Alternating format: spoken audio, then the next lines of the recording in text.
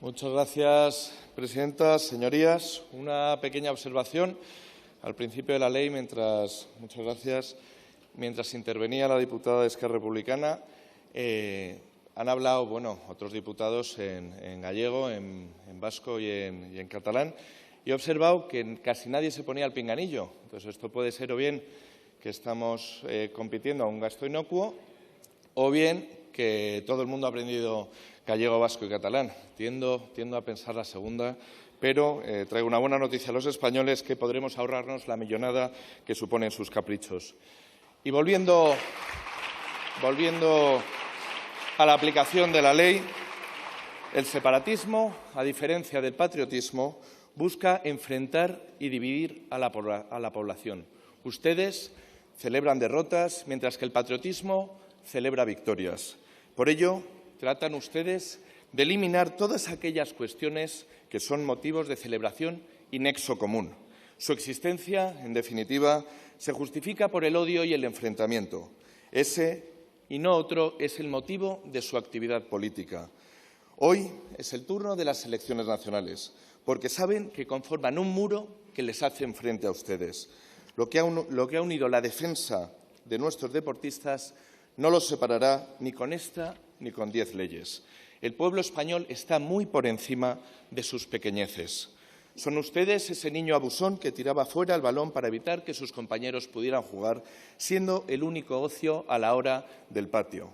Pero ya sabemos cuál es el resultado de ese tipo de divertimentos, señorías, a pesar de que el señor Sánchez se esmere en perdonar al abusador para así obtener el favor y poder decir, además, que ha solucionado el conflicto. Ustedes, en ese afán destructivo por crear problemas, pretenden continuar politizando el fútbol. Y esa ambición destructiva que decíamos antes, que traen a través de esta ley, haciendo creer a un infantilizado Parlamento que es por el bien de los jugadores, oculta de una manera menos disimulada su pretensión por seguir desarraigando a los jugadores. Pero también a los clubes y a las familias, que siempre han celebrado el orgullo de los triunfos de su selección, en Madrid, en Sevilla, en Bilbao o en Barcelona. Y eso es lo que les molesta, que saben que no podrán luchar con ello. Yo tuve la suerte de poder vivir la Eurocopa del 2012 en Barcelona, donde viví varios años, y la alegría en ese día, la hermandad, las banderas ondeando, los abrazos y la felicidad era imperante. La gente se había olvidado de esos rencores en los que los políticos separatistas les habían arrastrado. Y en ese ambiente muchos vecinos y todo un país podía ver cómo era mucho más lo que nos unía que lo que nos separaba. Pero claro, los políticos separatistas veían cómo se les acababa esa retórica exculpatoria del España ens roba. El no hable en catalán a quien no parezca catalán de la diputada de Junts. El son carroñeros, víboras con forma humana del señor Torra. Sí, del señor Torra. La proximidad genética con los franceses de Junqueras o el padre de todo este negocio, del señor Pujol, afirmando que el andaluz es un hombre poco hecho que vive en estado de ignorancia y miseria cultural. Imaginen, si dicen esto públicamente, lo que pensarán sus señorías en el ámbito privado. Pero las palabras y las arengas no son inocuas. Unos hablan desde la tribuna, cómodamente, y otros agreden a inocentes en las calles. Es el caso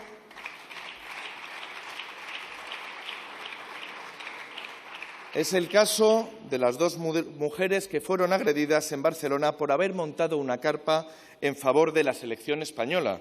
Esas mujeres, antes de ser agredidas, habían sido criminalizadas por políticos como ustedes, que han hecho del enfrentamiento una forma de vida para llenar sus bolsillos. Y digo sus bolsillos porque el de los catalanes trabajadores, los que se levantan cada día, soportan vivir en esa comunidad saqueada por el separatismo y que lidera los peores índices económicos y de criminalidad. Todo ese negocio, revestido de políticas racistas y excluyentes, se desvaneció entre un abrazo entre hermanos, entre catalanes y gallegos, entre vascos y cántabros, entre madrileños y valencianos, con el gol de Iniesta o con el gol de Carmona. Y eso es lo que ustedes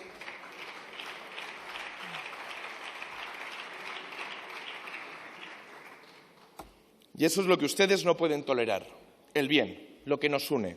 Y por eso traen esta infamia para politizar el fútbol y sacar rédito político a costa de separar y dividir más a los españoles.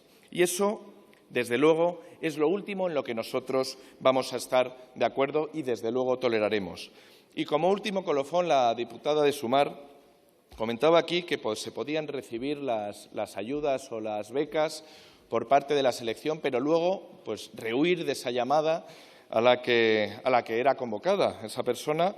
Y esto un poco quieren hacer como vivir como los separatistas de Esquerra Republicana o de Junts o de Bildu, que arengan y atacan al Estado, pero en cambio viven de ellos. Entonces no entendemos mucho la coherencia, entendemos que es un poco su forma que han tenido de vivir, el vivir de alguien al que parasitan y después pretender cobrar y vivir de ello. Muchas gracias.